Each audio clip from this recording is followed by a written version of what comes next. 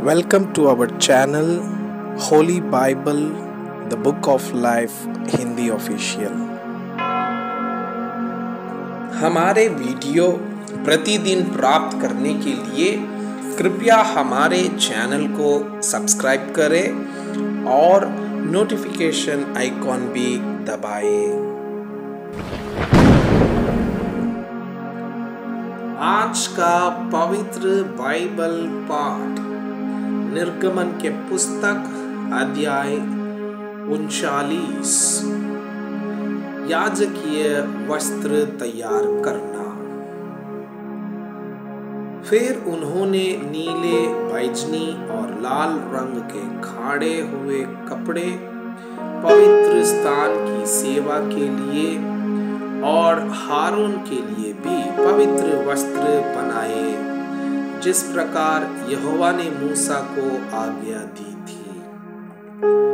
उसने एपोद को सोने और नीले, बैजनी और लाल रंग के कपड़े का और सूक्ष्म बटी हुई सनी के कपड़े का बनाया, और उन्होंने सोना पीट पीट कर उसके पत्थर बनाए। फिर पत्थरों को काट काट कर तार बनाए और तारों को नीले, बैजनी और लाल रंग के कपड़े में और सूक्ष्म सनी के कपड़े में कढ़ाई की बनावट से मिला दिया।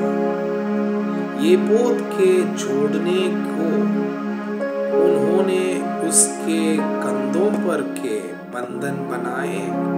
वो अपने दोनों सिरों से जोड़ा गया और उसे कसने के लिए जो काढ़ा हुआ पटुका उस पर बना, वो उसके साथ बिना जोड़ का और उसी की बनावट के अनुसार, अर्थात सोने और नीले, बैजनी और लाल रंग के कपड़े का और सूक्ष्म बटी हुई सनी के कपड़े का बना, जिस प्रकार यहोवा ने मूसा को आज्ञा दी थी। उन्होंने सुलैमानी मणि काटकर उनमें इज़राइल के पुत्रों के नाम जैसा छापा खोदा जाता है वैसे ही खोदे और सोने के खानों में जड़ दिए, और उसने उनको एपोद के कंधे के बंधनों पर लगाया, जिससे इस्राएलियों के लिए स्मरण कराने वाले मणि ठहरे, जिस प्रकार यहोवा ने मूसा को आज्ञा दी थी।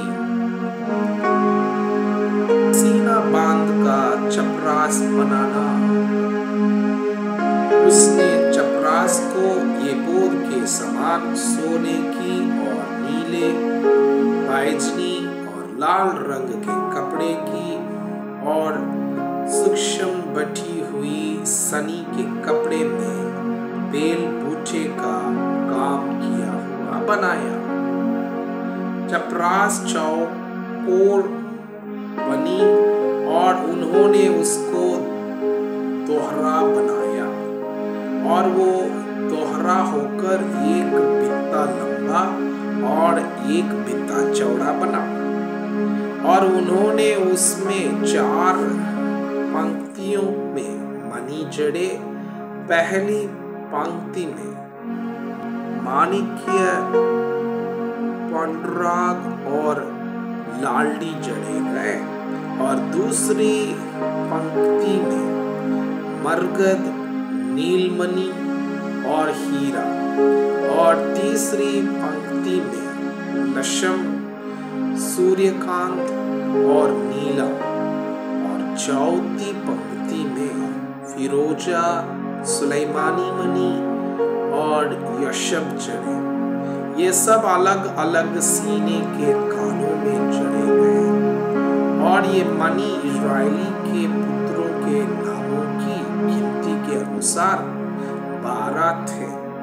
12 गोत्र में से एक एक का नाम जैसा छापा खोदा जाता है वैसा ही खोदा गया, और उन्होंने चपरास पर डोरियों के समान गूंथे हुए छोके सोने की जंजीर बनाकर लगाई। फिर उन्होंने सोने के 2 खाने और सोने की 2 कड़ियां बनाकर दोनों कड़ियों को चपरास के दोनों सिरों पर लगाया।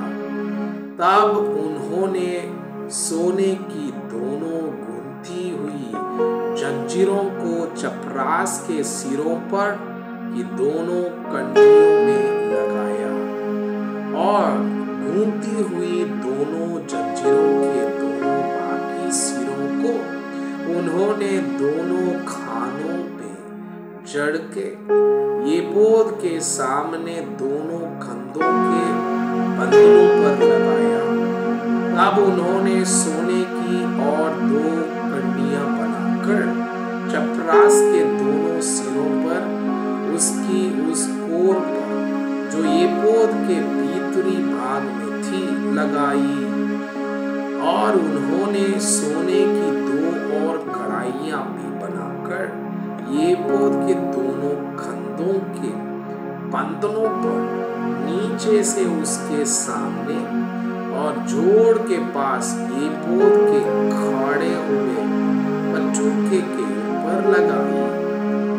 तब उन्होंने चपरास को उसकी कड़ियों के द्वारा एपोद की कड़ियों में नीले फीते से ऐसा बांधा कि वो एपोद के खड़े हुए पचूके के ऊपर रहे और चपरास एपोद से अलग ना होने पाए, जैसे यहोवा ने मूसा को आज्ञा दी थी। अन्य याजकीय वस्त्र बनाना। फिर एपोद का धागा संपूर्ण नीले रंग का बनाया गया और उसकी बनावट ऐसी हुई कि उसके बीच बख्तर के छेद के समान एक छेद बना और छेद के चारों ओर एक कोर बनी कि वो फटने ना पाए। उन्होंने उसके नीचे वाले घेरे में नीले, बैजनी और लाल रंग के कपड़े के अनार बनाए। उन्होंने छोके सोने की गठियां भी बनाकर बागे के नीचे वाले घेरे के चारों ओर अनारों के बीचों बीच लगाई, अर्थात भागे के नीचे वाले घेरे के चारों ओर एक सोने की घंटी और एक अनार, फिर एक सोने की घंटी और एक अनार लगाया गया कि उन्हें पहने हुए सेवा टहल करे, जैसे यहोवा ने मूसा को आज्ञा दी थी। फिर उन्होंने हारून और उसके पुत्रों के लिए बुनी हुई सूक्ष्म सनी के कपड़े के अंग रखे और सूक्ष्म सनी के कपड़े की पगड़ी और सूक्ष्म सनी के कपड़े की सुंदर टोपियां और सक्षम बटी हुई सनी के कपड़े की झांगियां और सक्षम बटी हुई सनी के कपड़े की और नीले, बैजनी और लाल रंग की कढ़ाई का काम की हुई पगड़ी। इन सबों को जिस तरह यहोवा ने मूसा को आज्ञा दी थी वैसा ही बनाया। फिर उन्होंने पवित्र मुकुट की पटरी छोके सोने की बनाई और जैसे छापे में वैसे ही उसमें ये अक्षर खोदे गए, अर्थात यहोवा के लिए पवित्र, और उन्होंने उसमें नीला फीता लगाया जिससे वो ऊपर पगड़ी पर रहे, जिस तरह यहोवा ने मूसा को आज्ञा दी थी। मिलाप वाले तंबू का तैयार होना।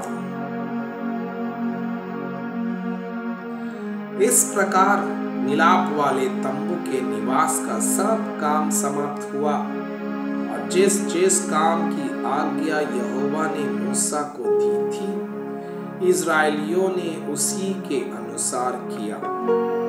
तब वे निवास को मूसा के पास ले आए, अर्थात घुंडियां, तख्ते, पेंडे, खंबे, कुर्सियां आदि सारे सामान समेत तंबू, और लाल रंग से रंगी हुई भेड़ों की खालों का ओढ़ना और सुइसों की खालों का ओढ़ना और बीच का पर्दा, डंटों सहित साक्षी पत्र का संदूक और प्रयाचित का ढकना, सारे सामान समेत मेज और बेट की रोटी, सारे सामान सहित दीवट और उसकी सजावट के दीपक और उजियाले देने के लिए तेल, सोने की वेदी और अभिषेक का तेल और सुगंधित धूप और तंबू के द्वार का पर्दा, पीतल की झंझरी और डंटों और सारे सामान समेत पीतल की वेदी और पाए समेत हौदी, खंभों और कुर्सियों समेत आंगन के पर्दे और आंगन के द्वार का पर्दा और ढोरियां और कूंचे और मिलाप वाले तंबू के निवास की सेवा का सारा सामान, पवित्र स्थान में सेवा टहल करने के लिए बेल बूटा खाड़े हुए वस्त्र और हारून याजक के पवित्र वस्त्र और उसके पुत्रों के वस्त्र, जिन्हें पहनकर उन्हें याजक का काम करना था, अर्थात जो जो आज्ञा यहोवा ने मूसा को दी थी, उन्हीं के अनुसार इस्राएलियों ने सब काम किया। तब मूसा ने सारे काम का निरीक्षण करके दिखा कि उन्होंने यहोवा की आज्ञा के अनुसार सब कुछ किया है, और मूसा ने उनको आशीर्वाद दिया।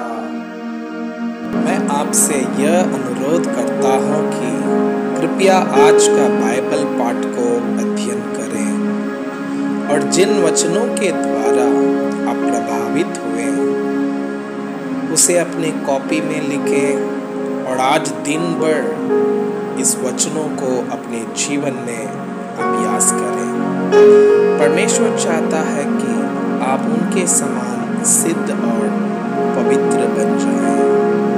परमेश्वर आपको बहुताई से आशीष करे।